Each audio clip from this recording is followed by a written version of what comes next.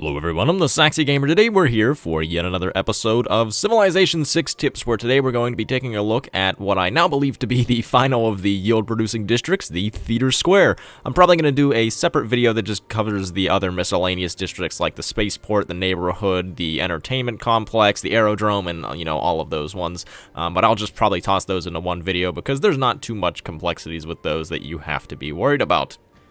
Additionally, I am going to be taking questions for a Q&A for my 10,000 subscriber special. I know I'm a little bit late for it because I hit 10,000 subs like, I don't know, maybe 15 or so days ago. But I am going to be taking questions for that, so I'll be answering any of your questions. So anything you have, you want to ask about Civ, about my life in general, about any other miscellaneous topics, you can go ahead and put those in the comment section below. I'll probably take questions from this video, tomorrow's, and maybe Wednesdays. The video will either come out on either Wednesday or Thursday. But I'm gonna do a Q&A, so if you have any questions, feel free to put them in the comment section below. That will probably be also my update video for the whole of 2019 as well, so be looking out for that. Without further ado, though, let's go ahead and start talking about the Theater Square district. So the Theater Square is unlocked, unlike most of the other districts, it is unlocked with a civic, and that civic is drama and poetry, which is a decent way into the civic tree. It's still earlier than like the industrial zone that we covered last time, but you still do have to wait at least a little bit of time to get to it. To get the Eureka for drama and poetry, all you have to do is construct a wonder. That is something that is sometimes easy, but not always, simply because a lot of the early game wonders that you're gonna have to go for before drama and poetry tend to go quite fast, especially on the higher difficulties whenever the AI are able to get to the text before you are. So it normally is pretty easy to get the Eureka for drama and poetry, but not always. And in this game, you can see I went for the Oracle because the Oracle is one that I find is generally pretty simple to get.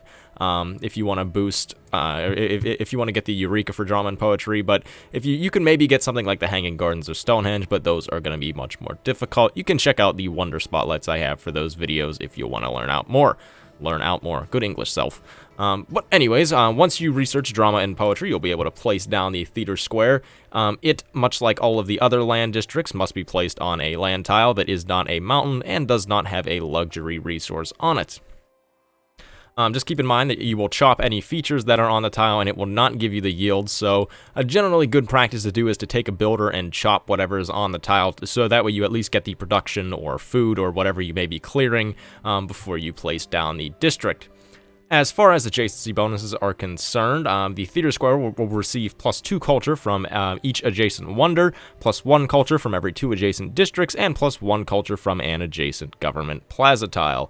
I generally find that these adjacency bonuses are actually some of the harder ones to come by, specifically because outside of, like the usual district adjacency bonuses of having adjacent, other adjacent districts, the only other thing that you can do to get culture on your theater squares is to have adjacent wonders, and in order to do that, that obviously means that you have to put in a lot of production and you have to be competitive to construct wonders. So I do find that the theater square is one of the more difficult wonders, or not wonders, districts to get adjacency bonuses on. But certain civs have bonuses towards their adjacency, like the Greeks that get additional adjacency from having their Acropolis next to a city center, or as Wilhelmina, you can see I could get a really good +5 theater square here because I get adjacency bonus from rivers. So for the most part, I would count on your wonders for your adjacency bonus for theater squares. And you're probably not going to place down too many unless you're going for a cultural victory. Otherwise, I would just try to get really good clumps of districts. Do keep in mind that city centers count as districts for the purpose of adjacency, so you can see that we get +2 from the wonder, and then these 2 districts count for an additional +1 from adjacent districts. As far as other things for the Theater Square are concerned, it has a base cost of 54 production, which then scales as you construct more districts. It also has a maintenance cost of 1 gold per turn, which is the same as all of the other districts. It provides +1 great writer, artist, and musician point per turn, all of which are very nice because you get, most of the other districts only provide a great person point of one of the great person types, but the Theater Square provides 3 different types, which is very nice. It also does have a citizen yield of 2 culture per citizen, and for those of you that don't know what the citizen yields are, you are actually able to assign citizens to work in districts. Like you can see, I could assign one to my commercial hub here, and once you assign a citizen to work that tile, then you will receive the citizen yield based on what the district type it is. So if we assigned a citizen to work our theater square, we would then receive +2 culture. Let's go ahead and talk about some of the buildings for the Theater Square district. So the Tier 1 building for the Theater Square is the Amphitheater, which is unlocked directly with drama and poetry whenever you unlock the Theater Square. It will provide +2 culture, +1 citizen slot, +1 great writer point per turn, and +2 great work of writing slots.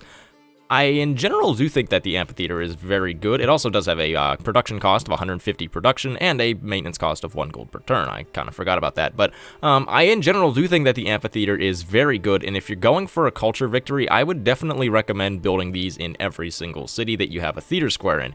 If you're going for a cultural victory, then I would just generally recommend building a Theater Square in every city and building all of the buildings in all of the cities, just because those slots for the great works are actually very important, and without those, you'll probably run into the issue where you get great writers or great artists, but you don't have anywhere to use them. So just in general, I'm not going to keep repeating myself for the rest of the buildings, but if you're going for culture victory, build these buildings in every single one of your cities and build Theater Squares in every single one of your cities.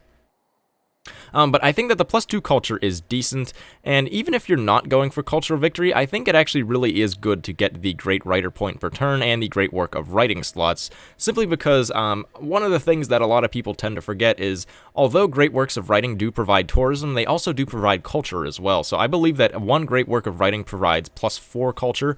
Let me just make sure, if that's incorrect, I will make sure I put a little thing in post whenever I'm editing, but I believe that they provide +4 culture. So even if you just get one great writer and you use him in the Amphitheater, then you'll be up to +10 culture, which is a very sizable increase. So for that reason, I generally do think it is good that whenever you're building a Theater Square, I would at least put an Amphitheater in, because those great writer points can be valuable, and it can help you get a lot more culture out of your Theater Square than you otherwise would be getting. So in general, I do think that the Amphitheater is a very good Tier 1 building.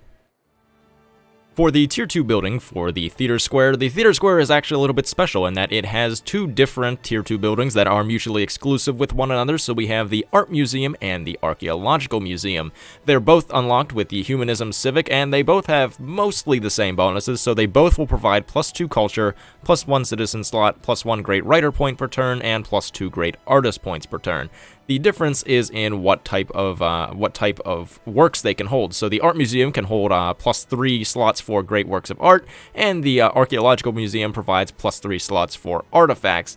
And the difference between these really depends on what your playstyle is and how you wanna go about playing your cultural game. Additionally, they both do have a production cost of 290 production and a maintenance cost of 2 gold per turn.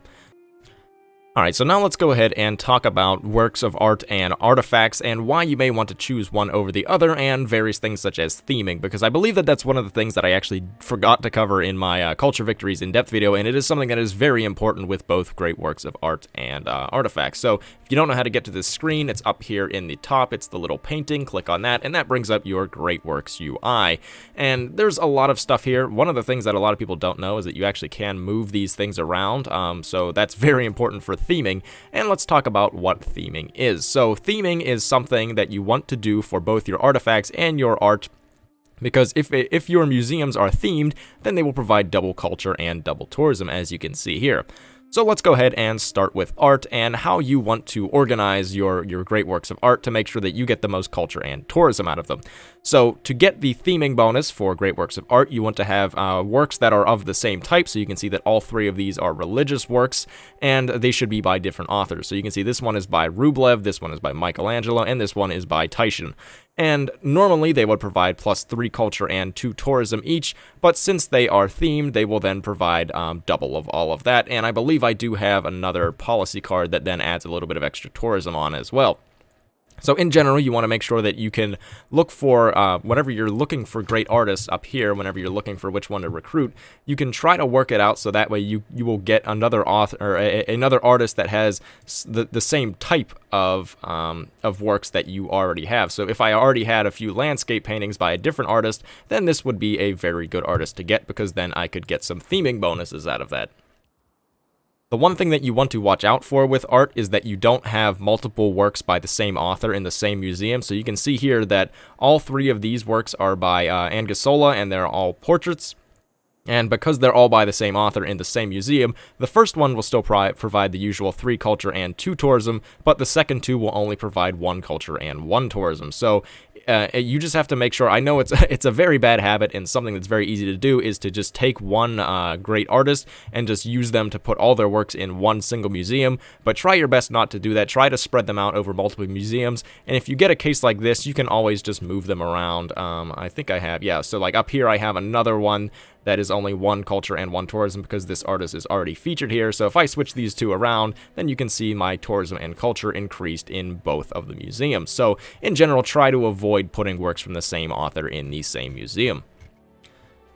Now let's go ahead and talk about artifacts and how to theme them. So unlike with works of art, to theme artifacts, you have to make sure, I guess it is pretty much the same thing, but you have to make sure that they are all from the same era, and you have to make sure that they are from different civilizations. So unfortunately, I don't believe I have a themed archaeological museum in this game, just because I tend to not go for archaeology as much as I do art, just because I find it a lot harder, and you have to put in more effort to actually do things. But artifacts by themselves are technically a little bit better than art, because you gain +3 culture and 3 tourism instead of 2 from having them not themed. And then, much like with art museums, they will double their culture and tourism, provided that you are able to theme them.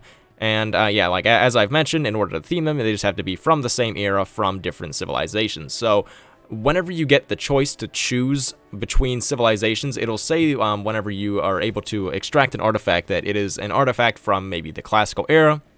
And sometimes it will give you the choice, do you want the artifact to be from Greece, or do you want it to be from the barbarians? Well, if I had, maybe if I had one ancient artifact from Greece and one from, I don't know, Scythia, then I would probably want to choose the barbarian one, because then I could theme. The nice thing about artifacts also is that you don't get the penalty from having 2 of the same, from the same creator and the same era. So you can see I have an ancient artifact from Gorgo, an ancient artifact from Gorgo, but they both provide +3 culture and 3 tourism, so you don't get that penalty. The reason I normally choose art over artifacts is just because with art, you can get it a lot more passively. With artifacts, you have to be a lot more active with it, and I am in general a pretty lazy player whenever I play Civ, so I would prefer to just kind of sit back and recruit my great artists. But if you are a more active player, I would recommend going for archaeology instead, because then you'll have to construct your archaeologists and go out and find the little dig sites. Let's see if I can find any here. I'm sure there's some. So yeah, so you can find your little antiquity sites like this and extract the artifacts. So that's really the choice. Strictly speaking, I do believe that artifacts are probably slightly better than art, but as I mentioned, they are also a little bit more active, and you have to be a little bit more diligent with getting these antiquity sites, and there are a finite number of them in a given game, and if you have problems getting to them, then that just creates more problems. And for the Tier 3 building, for the Theater Square, we have the Broadcast Center, which is unlocked with the radio technology. It will provide +4 culture, +1 citizen slot, +1 great artist point per turn, +2 great musician points per turn, and +1 great work of music slot. It also does have a production cost of 580 production and a maintenance cost of 3 gold per turn. So, in general, I think that the Broadcast Center is pretty good. If you're going for Culture Victory, also, obviously build these in pretty much every city, and the reason I think that they're good is simply because of the great work of music slots. So, not a lot of things in Civ 6 provide slots for great works of music, and it's very hard to actually place a lot of them down. Great works of music, though, are actually really good. It doesn't, yeah, I have a few here. So normally they just provide +4 culture and +4 tourism per turn, much like great works of writing do, but there are a lot of things that you can do, like policy cards, to boost their tourism output. So for that reason, I think that they are quite strong. In general, though, if I wasn't going for a culture victory, I would probably get maybe like 1 or 2 broadcast centers in a game, but not too much past that, just because that would be a lot of investment. And I think in general, just amphitheaters plus great works of writing are plenty enough to get you a good culture output in a game that you don't really need the tourism from. So that's just kind of the general thing with theater squares. If you're going for a culture victory, just crank them out and crank out all the buildings. If you're not going for culture victory, I'd say just get the theater square and get the amphitheater, get a few great works of writing, and you should be good to have a pretty solid culture output. And the last thing that I would like to talk about is the project for the Theater Square, which is known as the Theater Square Festival, and it will provide culture every turn and a small amount of great writer, artist, musician points when finished. I very rarely ever run the Theater Square Festival just because I find that generally the theater squares with the buildings tend to output plenty enough great people points on their own that I don't really find the Theater Square Festival to be all that necessary. Sure, you can get a little bit of extra culture out of it, but I really just generally don't think it's all that necessary unless you're really at the point where you have nothing else to build and you're really looking for something to build, then maybe you could use the Theater Square Festival, but in general, much like with most of the other district projects, I don't really think it is all that worthwhile. So thank you everyone for watching. I have been the Saxy Gamer. If you enjoyed the video, feel free to like. If not, feel free to dislike. If you're looking for more Civilization 6 content, feel free to subscribe. Thank you for watching, and goodbye.